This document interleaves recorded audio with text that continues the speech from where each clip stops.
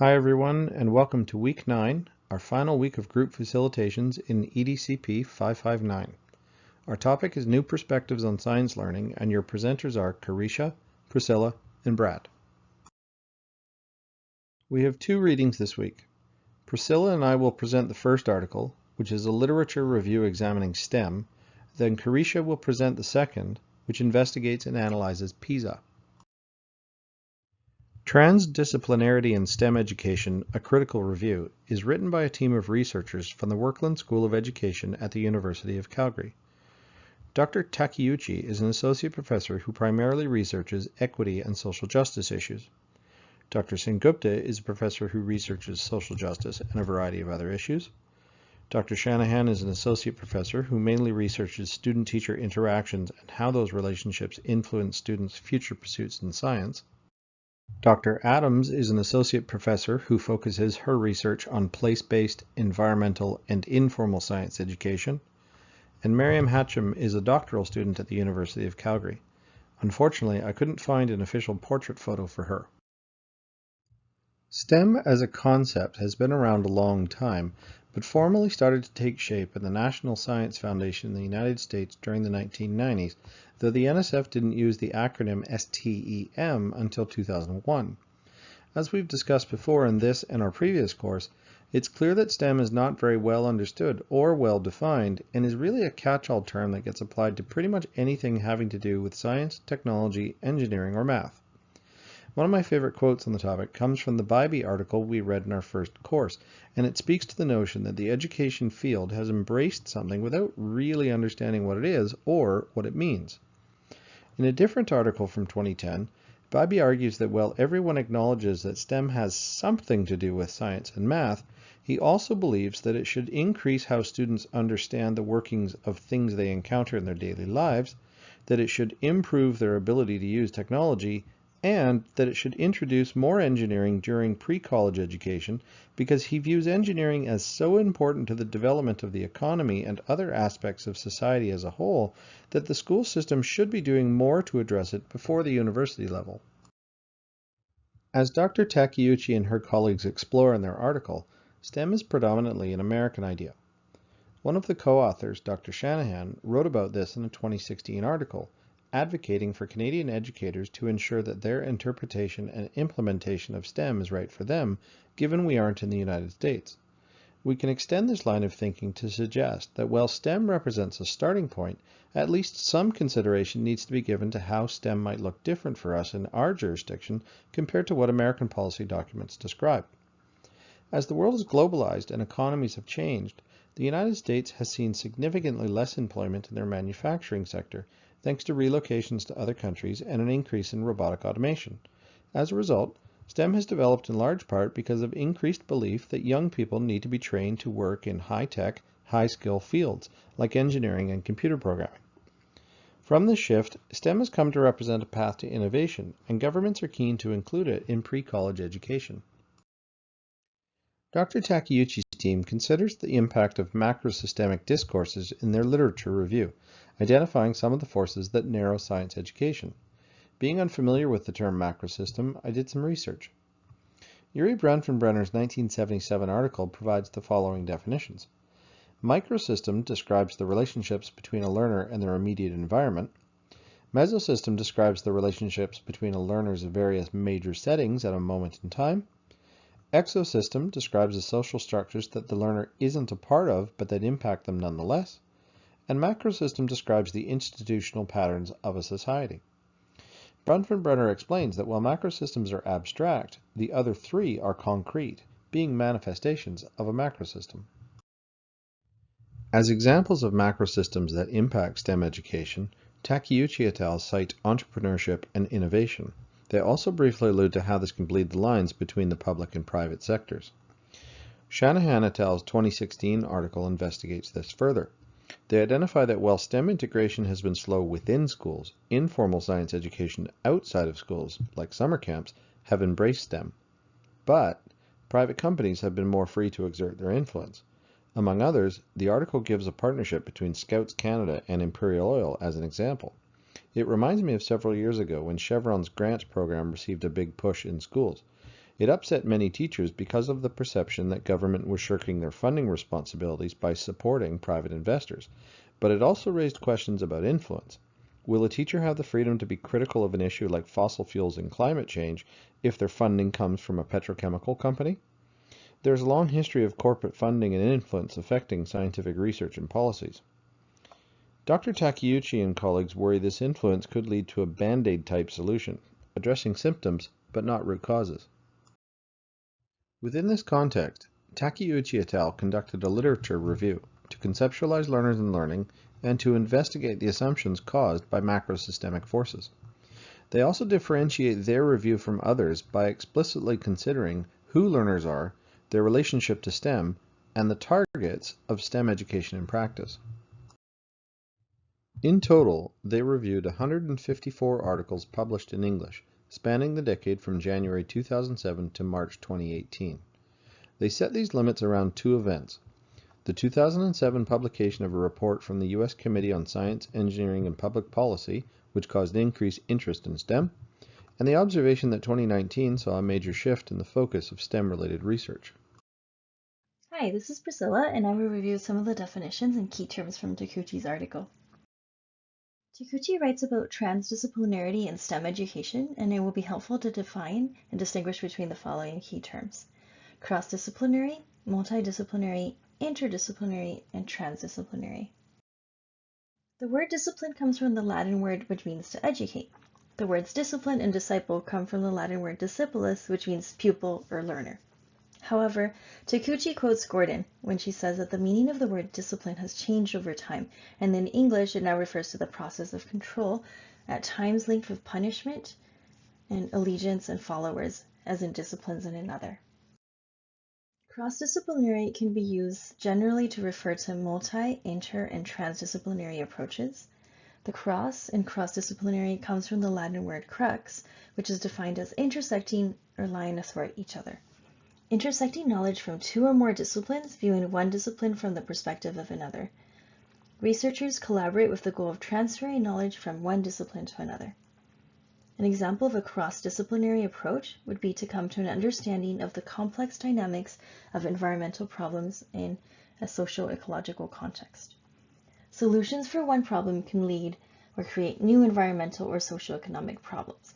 For example, if we were to increase food production in ways that deplete soils, wastewater, kill pollinators, and increase desertification and deforestation, there would be unintended negative consequences. Multi and multidisciplinary comes from the Latin multus, which means much or many.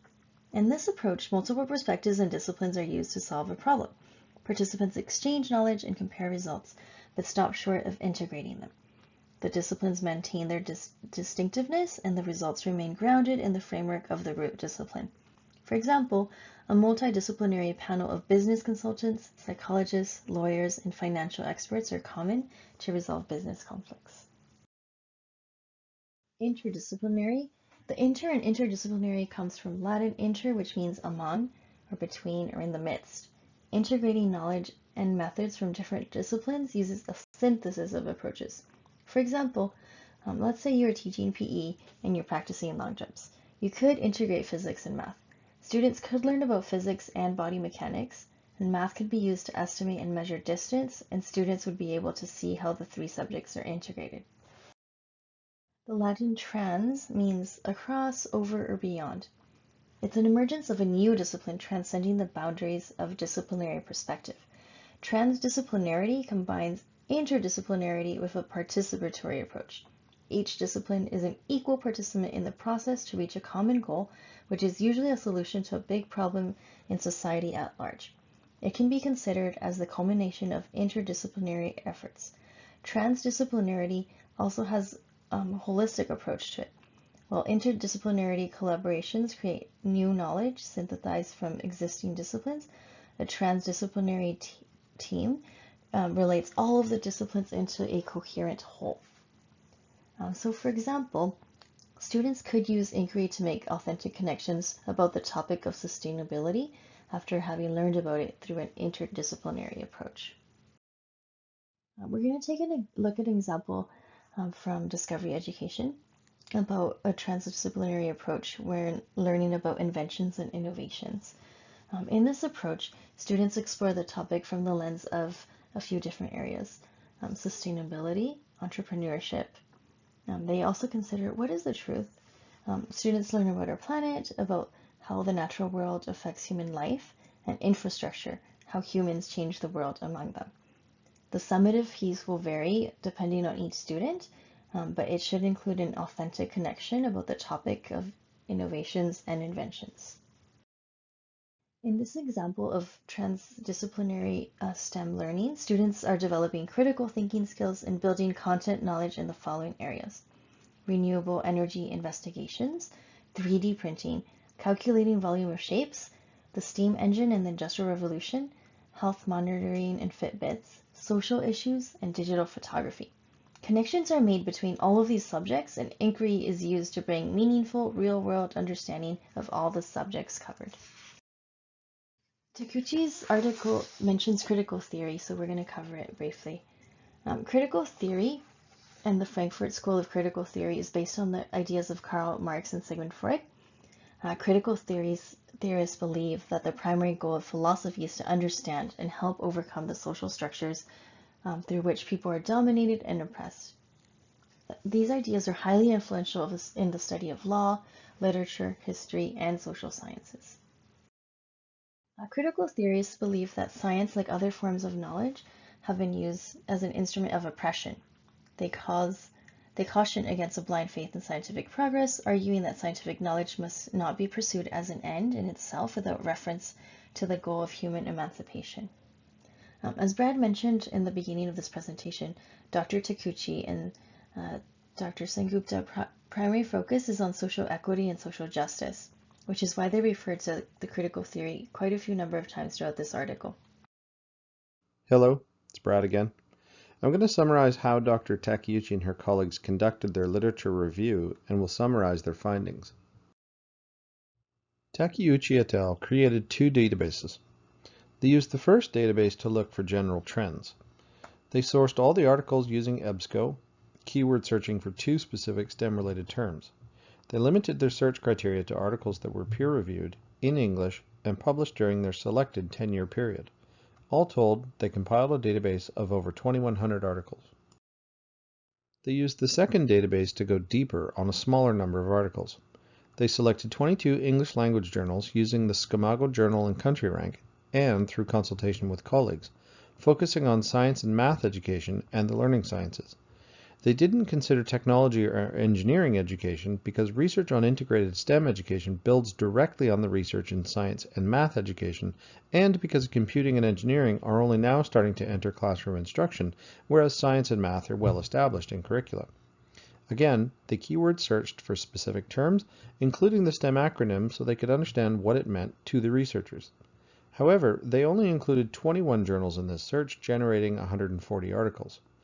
They selected a further 14 from the International Journal of STEM Education, a publication specific to the field. In total, they closely reviewed 154 articles, 143 empirical research papers, and 11 non-empirical literature review or discussion papers. Takeuchi et al. Carried out three phases of analysis. First, they carried out a statistical analysis of the 143 empirical articles. All the researchers read each paper and took notes on various aspects. Next, they imported the articles and their reading notes into NVivo, software that enabled them to organize and analyze the data, allowing them to extract statistical results. Second, Takeuchi et al. Analyzed all 154 articles, looking for themes in directions of research and ideological influences. Partly, this was looking for patterns in the numerical statistics they initially generated, but they also used several of Fairclough's critical discourse analysis tools. Collocation analyzes patterns of words that often appear together. For example, poor old is a more common and predictable pattern than poor young, because of expressions like poor old man. Grammatical mood analyzes how authors express ideas. For example, consider an open window. I can make a declarative statement, the window is open, or one that's interrogative, why is the window open, or one that's imperative, open the window. I think what Takeuchi et al. Call legitimization is what Fairclough calls legitimation, simply how researchers legitimize their arguments. Nominalization is expressing a process as an entity. For example, employees produce steel is a non-metaphorical way to represent a process that identifies both what is happening and who is doing it, whereas steel production is a nominalized way to represent it. It becomes a metaphorical way that identifies what is happening but leaves out who is doing it, thereby masking information that may or may not be important. Similarly, metaphorical representation is another way to communicate without sharing possibly vital details. The company fired them is direct and non-metaphorical, while they lost their jobs is implicit, being both technically correct and yet still subject to misinterpretation. This analysis identified the influence of the next generation science standards and the use of pipeline metaphors. Third, Takeuchi et al. Analyzed all 154 articles looking at these two themes. Again, they used Fairclough's critical discourse analysis tools, identifying what is acceptable and what is unsayable in the research literature, and the presence of conflicting epistemologies. They also determined what percentage of articles mentioned the next-gen science standards and analyzed how they did. Based on their review, Takeuchi et al. Identified many things. There was a steady and significant increase in the amount of STEM-related literature in the decade spanning 2007 to 2017. Mentions of the author's STEM-related keywords varied significantly between disciplines. They selected 38 articles from general education-focused journals, 11 from those focused on math education, and 91 from those focused on science. This summary reflects 21 of their 22 selected journals, as they omitted the International Journal of STEM Education, given its explicit focus. This suggests STEM education has largely been guided by the science education community. Takeuchi et al. Considered only a handful of studies to be interdisciplinary, and none of the 143 empirical studies to be transdisciplinary. Science-focused studies treat STEM more often than those focused on math, and that while math studies use STEM to link to science, the reverse doesn't tend to happen. STEM and computer integration isn't yet widespread. Although some studies explicitly mention STEM, their research focused on other issues. As a general rule, studies focused on how STEM affected career choices, not on whether STEM helps students understand concepts more successfully. Takeuchi et al. Considered several ways in which macrosystemic forces influence STEM. Most of the studies were American, and none came from Asia. The authors suggested two possible explanations. First, because they limited their search to articles in English, there may be a range of research in other languages that fell outside of their study scope. Second, given STEM's U.S. origins, it isn't surprising that most STEM research is American. Few studies investigated design as a pedagogical or methodological approach. Most were short-term studies, with less than 10% following students for more than 1 year. The majority of studies focused on older students, likely because of STEM's position in career prep. The authors noticed that this left early years and post-secondary career professionals and parent contributions underexplored. Studies tended to have an immediate focus, considering short periods of students' lives instead of looking at long-term quality of life. Studies overwhelmingly focused on formal education rather than informal, with a single study considering links between the two. There wasn't much variety in methodological approach, likely paralleling that most studies investigated high school and university students. Some studies cast a wide net, looking at how students' general attributes affect STEM-related futures, while others narrowed the focus to look at how identity and STEM intertwine.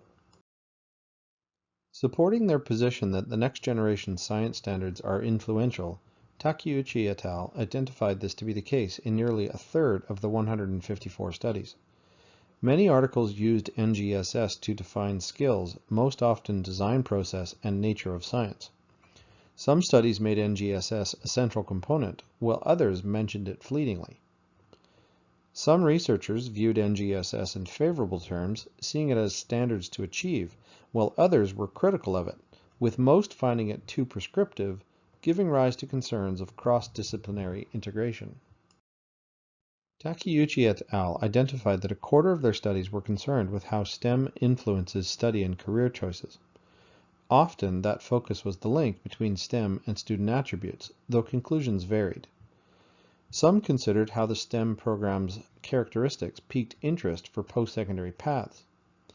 Many studies referred to the STEM pipeline, the idea that high school through to university and on to careers is or should be funneling students into STEM-related careers, and when students divert to different paths, the pipeline has sprung a leak. Given their study's depth and wide-ranging scope, Takeuchi et al. Drew many conclusions. The majority of research in STEM education defaults to American policy concerns. Many see STEM education as a tool to improve national and military interests. Nominalized language disguises some of the key questions, like who is driving STEM and who is it for? Many articles avoid certain questions, like STEM's perceived importance to economic gains. Transdisciplinarity is a way to combat ideological forces that the authors consider undesirable.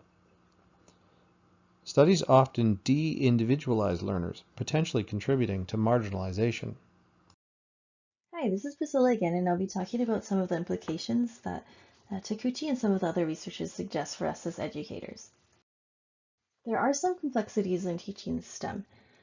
One of the complexities is that STEM is not only a new way of thinking and knowing that teachers are expected to grapple with, but it's also a new way of teaching and being. We do have some deficits in our knowledge as teachers about the area of STEM, and especially about teaching it in a transdisciplinary approach. We also need to consider that teaching practices do not happen in a vacuum. They are dynamically constituted with students and learning, and their worlds in themselves that are quite heterogeneous. Governments and curriculum developers can hand us resources to use, but teacher and student experiences will vary widely. Society and technology are intertwined, and we need to consider the short and long-term effects, intended and unintended effects, the direct stakeholders, and those affected indirectly. Brad discussed the leaky pipeline phenomenon that Takeuchi writes about. Many students lose interest in STEM, and by the time students are ready to go to college, only a small percentage actually pursue a degree that will lead to a future in STEM career. I'm going to read from an expert on tryengineering.org, which discusses a declining interest in STEM, especially among girls. The gender disparity in science, technology, engineering, and math, or STEM fields, has caused researchers to question why most girls and young women don't consider a career or a degree in these fields. In their study, Microsoft surveyed over 6,000 girls and young women from ages 10 to 30 to examine their attitudes towards STEM, school, and the workforce. They hope that the results from the study will help policymakers, educators, parents, and employers to better understand and overcome the challenges that girls and young women face when it comes to pursuing studies or careers in STEM. The main research findings showed that girls and young women have a hard time picturing themselves in STEM roles. Research suggests that they need more exposure to STEM jobs, female role models, and career awareness and planning in order to empower them to pursue a career in STEM. The research also found that girls initially don't see STEM careers to be creative or have a positive impact on the world. However, even a little exposure to real-world applications of STEM knowledge dramatically changes their outlook. Another finding shows that girls who participate in STEM clubs and activities outside of school are more likely to say that they'll pursue STEM subjects later in their education. According to the research, encouragement from teachers and parents makes an enormous impact on girls' interest in STEM, especially when it comes from both teachers and parents. Finally, they found that educators can foster a growth mindset among their female students by tapping into their willingness to work hard for results. The research suggests that rewarding the process and effort of learning, rather than exclusively rewarding results, is a powerful way to support girls. Some of the curriculum decisions in BC include that in 2016, BC's Premier announced that every kindergarten to grade 12 student would have the opportunity to learn the basics of coding, and that every secondary school boy and girl in BC will speak code by 2022. Also back in 2016, the education minister stated that students don't actually have to be sitting in front of a computer to learn coding, and that there was no additional money coming from the province in order to support the implementation of coding in the new BC curriculum. This has implications for us as educators because without the proper equipment and resources and training, it makes it difficult for us to implement coding into the curriculum. Melody Ma, a web developer in Vancouver, convinced the government to participate in the Hour of Code, and this is what she says. She has some questions. What are the resources on the back end to actually support this? We haven't heard what those plans are. How are you actually going to make this happen? Not every child in school has access to a computer. And when Ma organized a free coding event in Prince George, BC, about 100 students had to learn offline because of lack of access to resources. I looked at another research article from O'Neill, and in his article he states that today Amazon, Apple, Facebook, Google, Netflix, and Twitter are huge companies in terms of their market capitalization and influence on culture, but they employ remarkably few people relative to their earnings. He also states that educators and policymakers today appear to be driven by naive expectations of an unending high-tech employment boom or of advanced problem-solving skills that will transfer easily to all areas of life. In the Kid Coding Agenda, O'Neill also states that this is focused on how to motivate the largest number of kids and teachers to learn introductory programming. The two main claims of the Kid Coding Agenda include learning coding will open doors to good jobs in the future, and that coding helps develop powerful thinking and problem-solving skills that are broadly applicable in life. There's some fallacies to this Kid Coding Agenda. The first one is that O'Neill reminds us that Latin and chess used to be taught because people thought these subjects would allow students to develop the ability to use strategies and think precisely. And then he quotes Bransford when he states that unfortunately research had shown that this hopeful assumption of transfer to be false. And that this fallacy of the Kid Coding Agenda is that if a person with deep expertise in a subject area like coding, for example, can observe an analogy between two problem contexts and describe knowledge as applying across them, then teaching novices this knowledge in one context should enable transfer to the other. So experts who know a lot are able to make connections, but we can't assume that our kids are able to make these connections.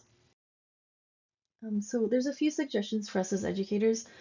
O'Neill suggests that today's kid coding movement has tremendous public relations and political momentum, as we saw what happened in BC in 2016, but it's driven almost exclusively by corporate interests and functional rationality, assumptions about transfer that learning scientists today consider naively optimistic.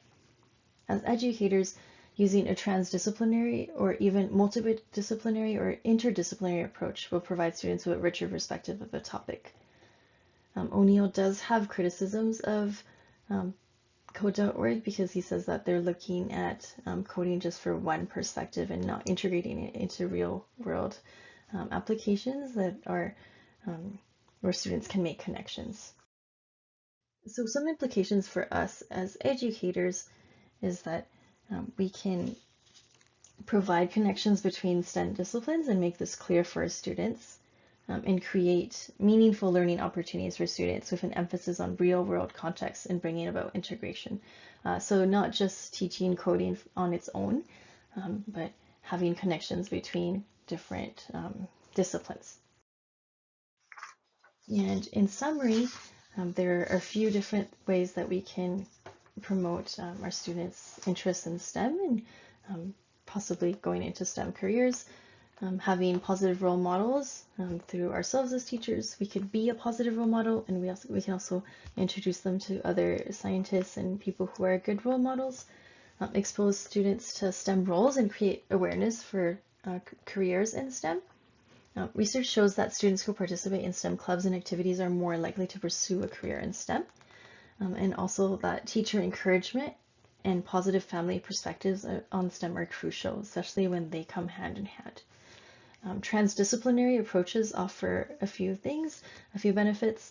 So exposures to real world applications, opportunities for growth mindset, and clear connections between disciplines, because we're not only learning about an isolated discipline, but we're looking at things from multiple perspectives. If you're interested, we'll link a few other further readings on approaches for transdisciplinary approaches to STEM education and implications for teachers. Based on Takeuchi et al.'s article describing their literature review, Carisha, Priscilla, and I present 3 discussion questions for you to consider. First, should STEM be a global concept, or should what it means and how we implement it depend on where we teach? What should STEM look like in Canada, in your province, or in your district? Second, should STEM be publicly developed, implemented in schools, and driven by curriculum pedagogy, or privately supported outside of schools and driven by innovation? Does it need to be one or the other, or can it be both? And third, prior to this week's readings, were you familiar with the term transdisciplinarity? What are some ways you can create transdisciplinary STEM opportunities in your classroom? The following are sources we referred to while presenting this week's STEM article.